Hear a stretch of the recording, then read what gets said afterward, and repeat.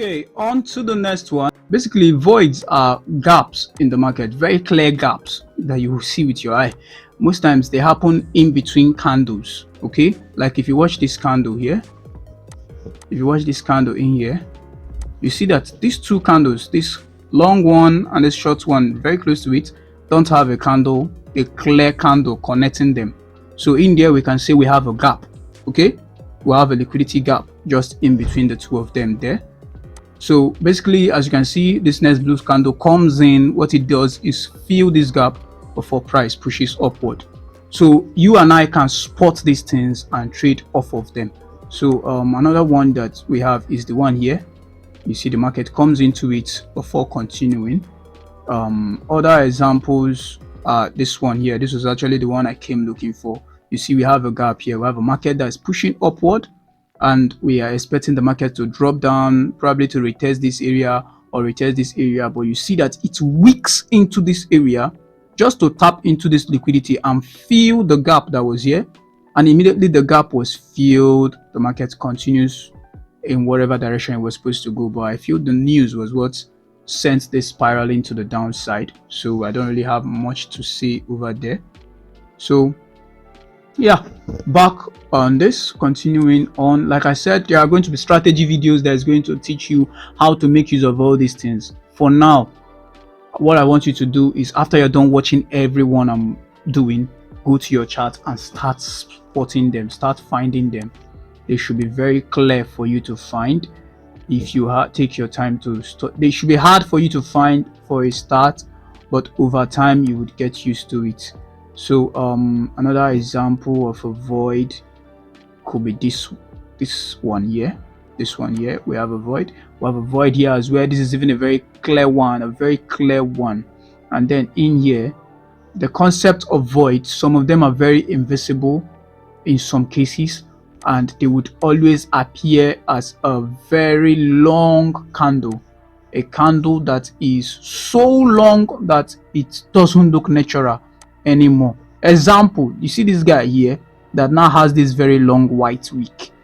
If it was a candle, it was just one very long candle, that would most likely very clearly be a void. No two words about it, nothing to write home, it will be a void. Okay, so if you see candles that are so long and they don't meet the criteria that makes up a fair value gap, they are voids. Example, we have this one. This one doesn't have a clear wick that connects it here, and then we now have a clear wick here. This is a void. And you see, for this market that was already bearish to continue down, it had to come in, fill this void, completely fill it here, and then eventually we continue downwards.